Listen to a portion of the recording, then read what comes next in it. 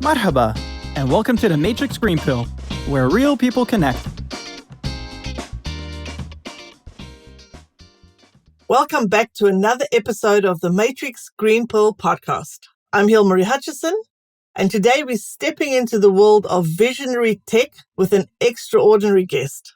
Meet Wassim Merheby, the driving force behind Verofax. With his pioneering concept of product digital twinning, he's revolutionized consumer engagement with Fortune 100 brands. But Wassim's impact doesn't end there. Let's hear more about his journey and experiences. Wassim, welcome and thank you so much for joining me today.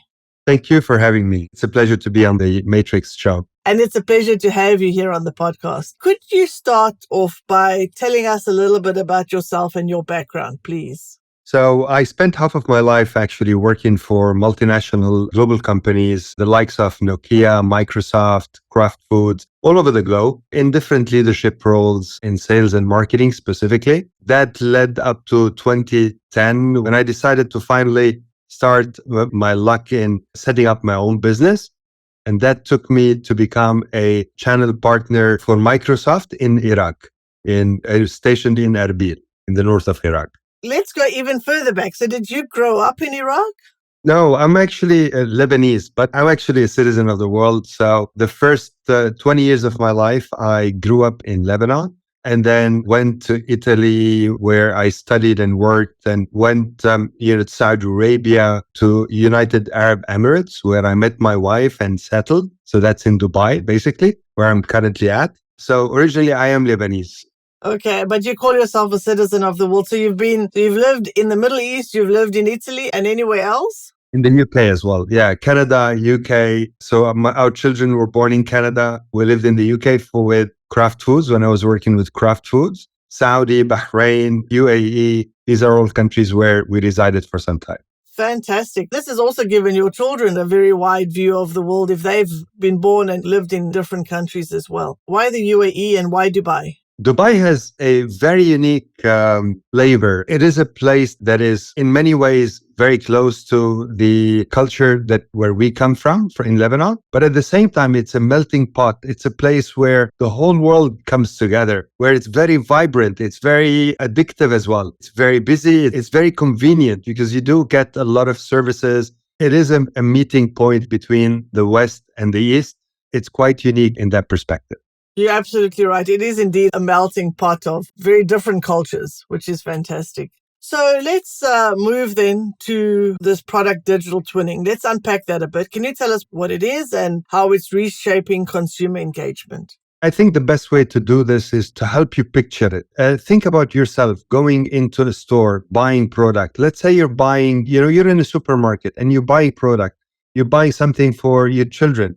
Wouldn't you rather want, the brand to really tell you if the doctors recommend this product for your children, if it's good for your health? If you're into sustainability, wouldn't you want to communicate with the brands and see which brand is actually offering a more sustainable brand that can help with the world accelerate to net zero? If you're buying a certain brand on the regular basis, wouldn't you want to be recognized that you're buying Pampers as diapers, for example, for your children, and you'd rather have some kind of a personalized discount because you've been buying that for on a repetitive basis, and you wouldn't want to switch brands if they recognize your loyalty. And this is where we've realized throughout my career, myself as well as my co-founder in Verofax, where we've realized that this is missing.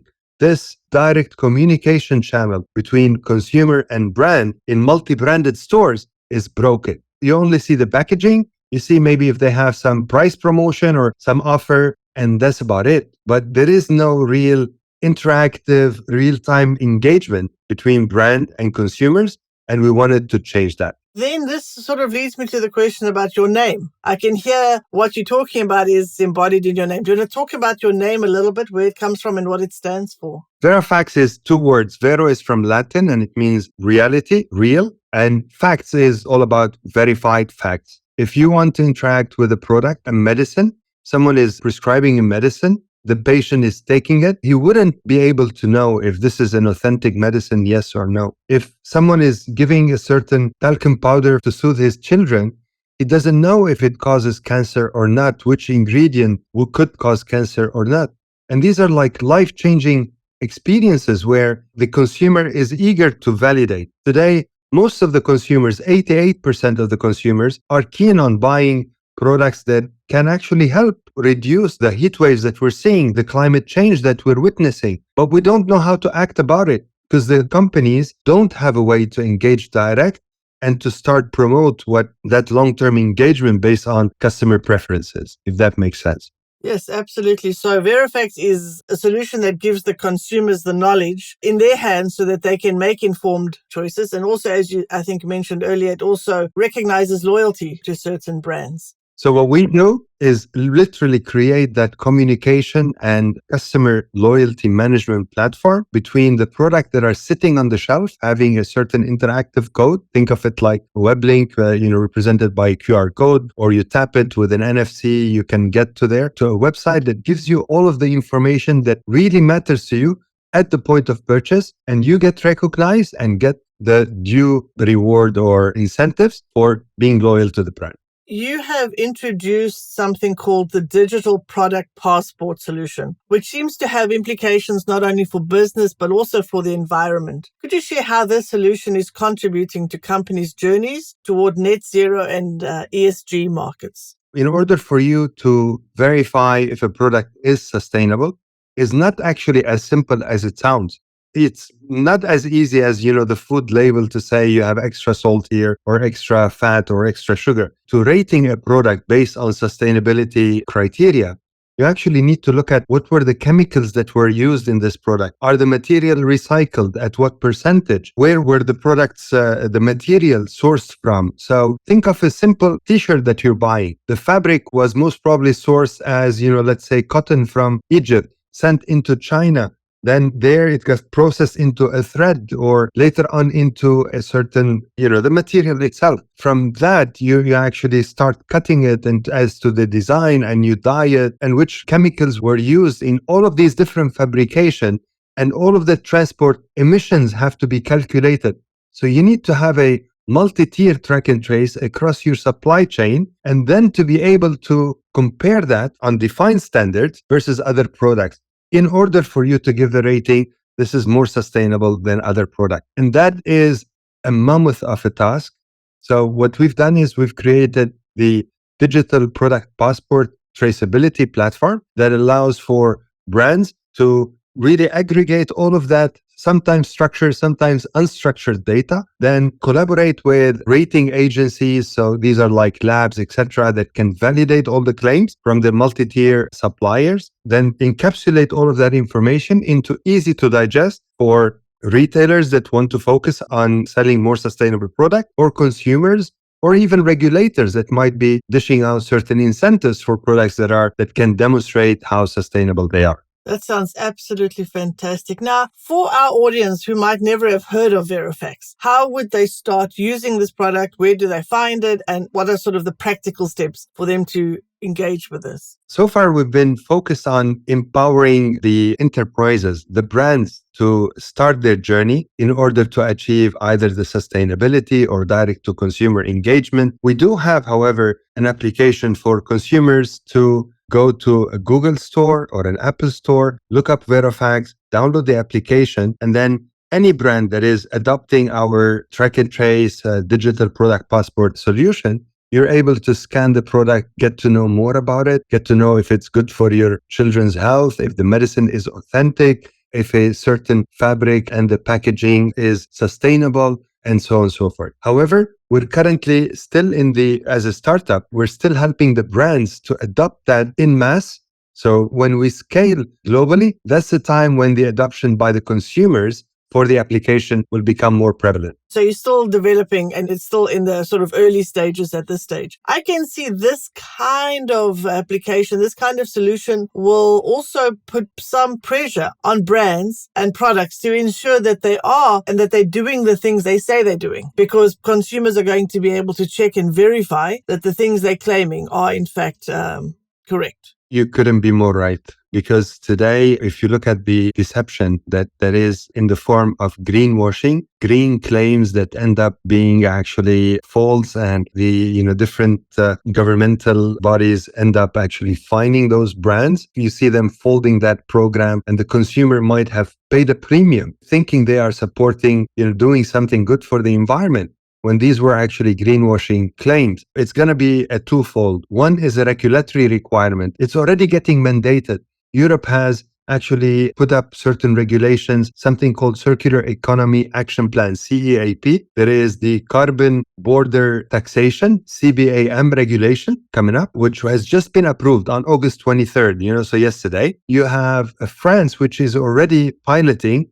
Each and every fashion item now has to have an eco label to demonstrate that the product has a lower impact on the environment in terms of eutrophication, biodiversity, and in terms of carbon emissions. So there is the regulatory part, and there is the consumer that is really sick and tired of being lied to, that want to be able to validate and interact with the product and get data that they can trust. That's fantastic. So this is going to have a huge impact on the way businesses operate, on the things they do, with benefits to the environment at the end of the day. And again, this is putting knowledge in the hands of consumers, which is what we all want. That's a brilliant solution. It might even go beyond that. Because when we actually were asking consumers, would you only want to validate the no more and validate the claims and so on and so forth, the response is 88% are also wanting to do beyond that. They want to know if a brand is really committed towards sustainability. They want to be advocates of that brand. They want to be involved in certain activities that can improve the environment. They're counting on the brands, on those businesses, to actually create a way. They're even willing to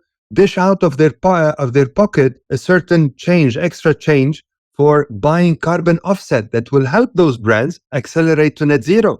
So there's a huge win in creating that direct engagement channel between consumer and brands. Absolutely. And also it's leveling the playing field, because brands who are legitimately investing additional resources, budget, to ensure that their products are moving towards net zero, supporting the environment, being sustainable, are now able to benefit from consumers understanding that they are the real thing, versus those who are just making those greenwashing claims and actually not putting their money where their mouth is. 100%. Your journey with Verofax spans 4 years so far, during which time you've worked on revolutionizing marketing for consumer packaged goods and retail sectors. Can you highlight some of the most significant changes or breakthroughs that you've witnessed during this time? Yeah, when you're beginning a startup, you have the idea, you have all of your experiences, you know it in your gut, in your heart, in your mind, that this is something that is quite valuable as a service for companies, but you don't have the audience and the support and the investors to go out and really get the traction needed for your business to really scale up fast. You're depending on your network and your environment. We're sitting in a corner of the world in Dubai, and we're developing technology. We're two guys that are excited that we know sales and we know marketing. We know creating that direct bridge between brand and consumer. It's going to deliver so much mutual benefits for both, for the consumer as well as the brand. We're eager to start with it. And,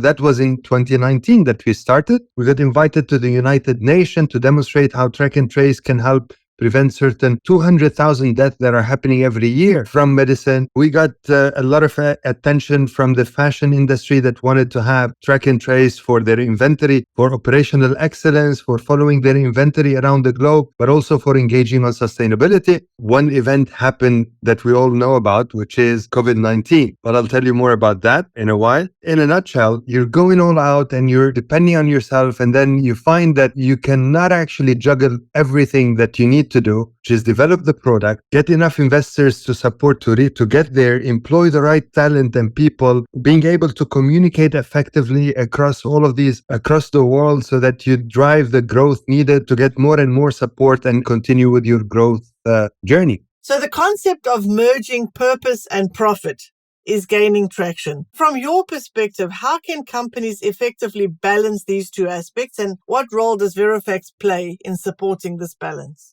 In the end, we're all visitors. I mean, this is my theory of life. We're all visitors on this planet.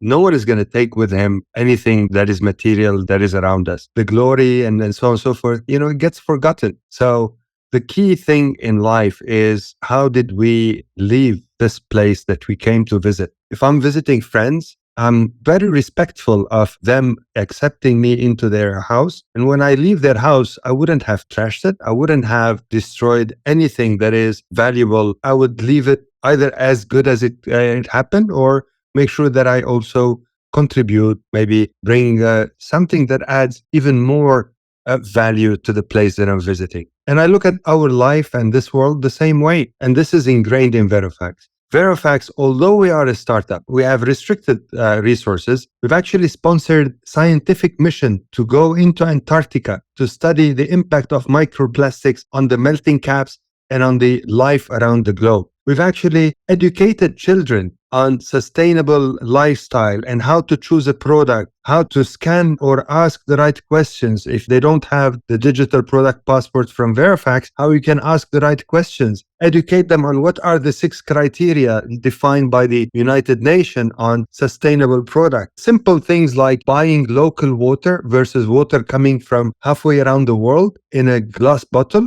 can have actually 4 times the emission. Just a simple thing that we don't think about much and we do it can actually have a significant impact on the planet. With limited resources, you cannot actually not be thoughtful and really think of what is it that you can contribute to make this world a better place. We developed a solution, although we saw that the money is in the marketing, but we made sure that we develop a solution for digital product passporting on the sustainable side. As a startup, a lot of our investors said, just follow the money now, do the nice things to do later. But that's not the trajectory we follow. I absolutely love that. And I also love the perspective of doing what we can to leave this planet better than the way we found it. And money is not the first thing that was on your agenda. I love that. Innovation often comes with challenges. And what were some of the obstacles you and your team faced when introducing the idea of product digital twinning, and how did you overcome them? So I think in the end, it all comes down to people. If you have the right talent in your corner, then everything else is a detail. These are your partners, your journey partners. Your employees are your staff, are your journey partners. And you need to make sure that they feel that way. They need to become shareholders in your company. They need to own that business just like you own it. And you need to have the right partners also win in your corner. We had a lot of challenges initially on how do we actually develop the application, do it fast, reach out to the clients,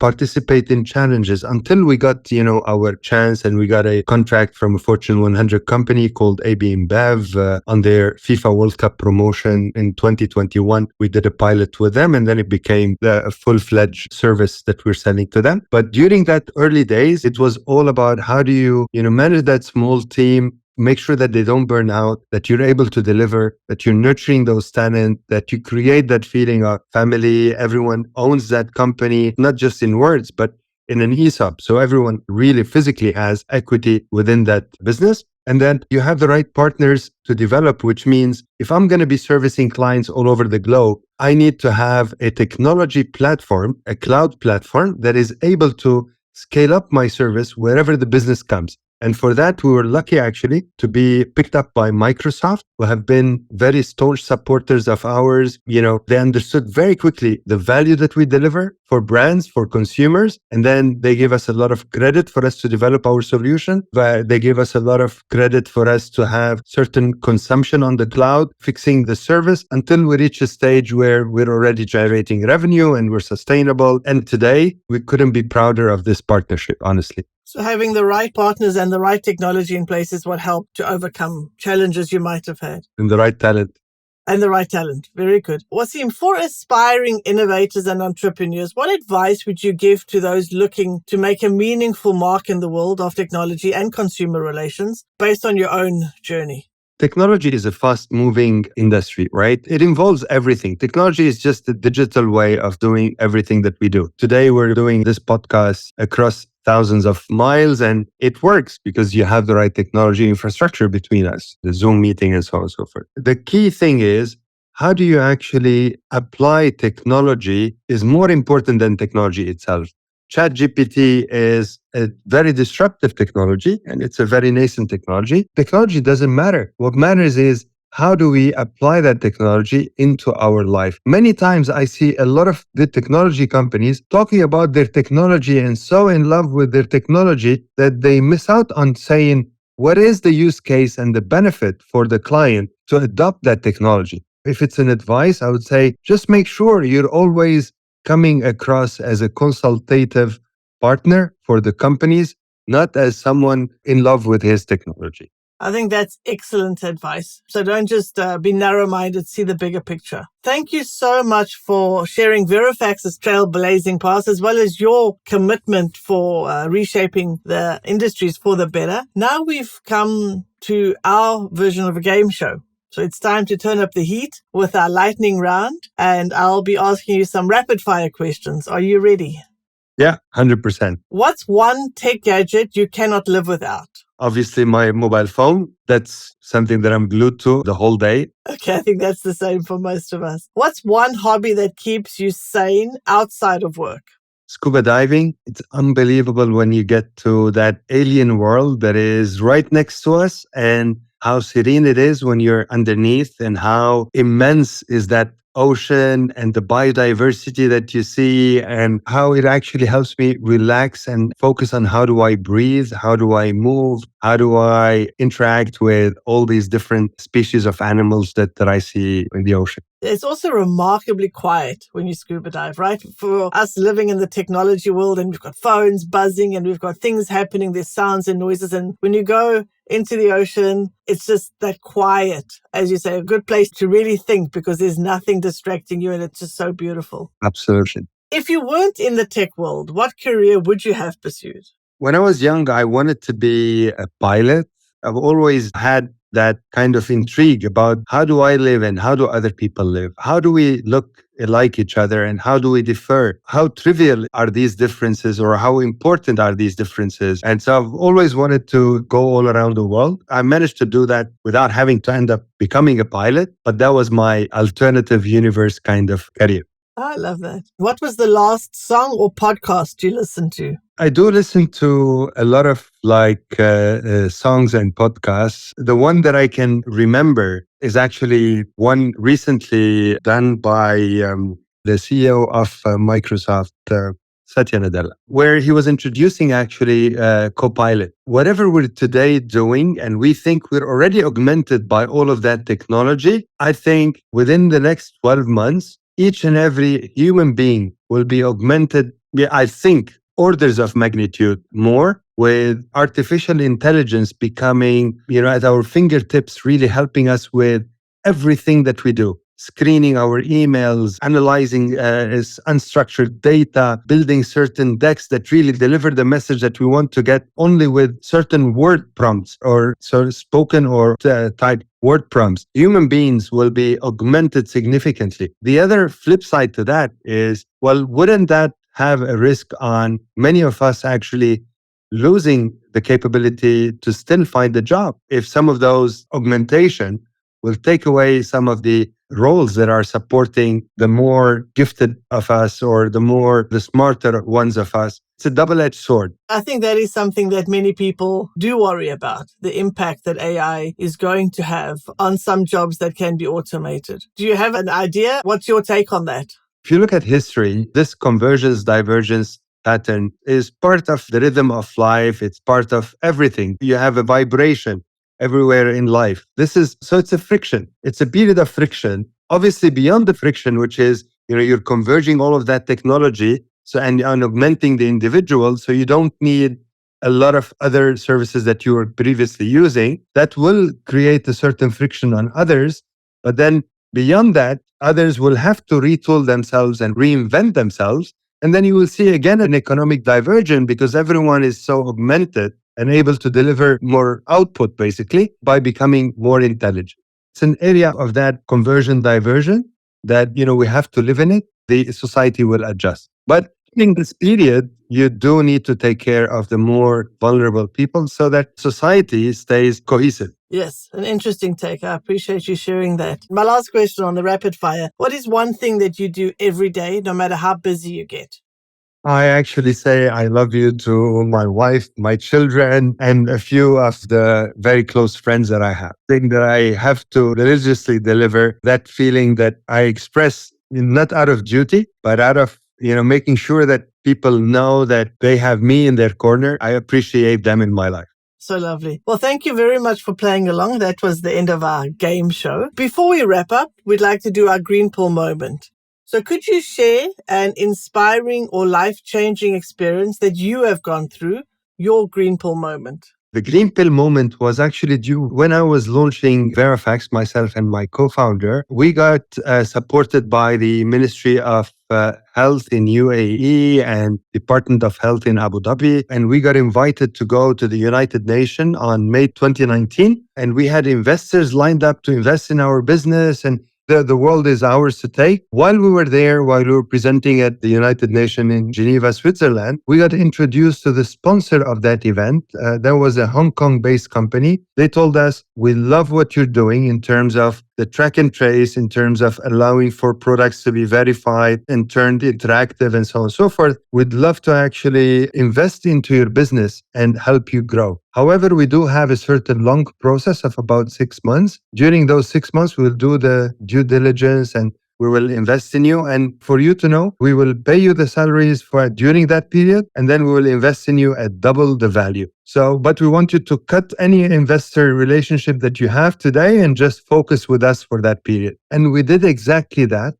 However, December 2019 is the time that COVID-19 happened. And then these guys were no longer to be heard of. Now, obviously, I think the world was then struggling, and everyone, maybe Hong Kong and China, businesses came to know about the problem before everyone else. There was a lot of uncertainty, but then my whole world was collapsing on me after I could see the business growing so fast and us really reaching amazing heights. And after kicking all of the early investors out and waiting on these guys disappeared. It was really a shock. And we couldn't understand some of the messages that were getting from them. We're on lockdown. We cannot talk. Wait, please wait, or talk to lawyers. What is all of that? What is a lockdown anyway? And then we came to know 3 months later, what is a lockdown?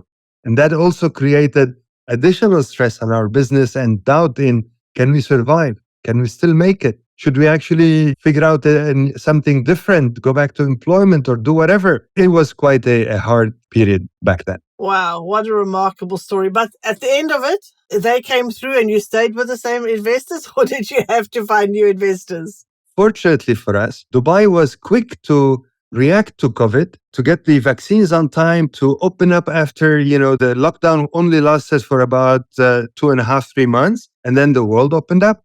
And as soon as that happened, investors came back to Dubai. And so we didn't go back to that Hong Kong company. We actually got other investors on board from July that we were in contact with. They were ready to invest in us from January 2019. So they expressed an interest, but then we said, sorry. Then we went back to them and they supported us, and we are where we are today. What a remarkable story. Thank you so much for sharing that. I mean, my goodness, as you say, that reaching up to certain heights and then being crushed down and thinking, how are we going to get through this? And then here you are 4 years later. So incredible. Well, that's a wrap, folks. Thank you so much, Wassim, for being here today and for sharing your story. Your insights have ignited my imagination, and I'm sure it will for our audience as well. And you've given us a glimpse into the future where innovation meets purpose. So thank you very much for that. Before we say goodbye, could you please tell our listeners where they can find and follow you? And we'll also put this in the show notes. Verofax.com is our website, and I'm available on LinkedIn. So you're more than happy to connect with any early startup founders. I love to support. I mean, this is part of the, how do we make the world a better place? I love to support early founders that are looking to change the world with technology or with digital ways of doing things, business to business or business to consumer. This is something I do religiously, spend time to help founders. So I'm a mentor for a number of startups, and I sit on the board of a few others, invested in some other startups as well. More than happy to engage with early founders to help them on navigating the hurdles or better positioning their product for better traction. Fantastic. Thank you so much for sharing that. And again, thank you so much for being here. This was a fantastic conversation, and I wish you all the very best. And for sure, I'll be following your journey and the journey of Verofax. Thank you. Same to you, by the way, Hilmi. If you enjoy our conversations, please like and subscribe. See you next Wednesday.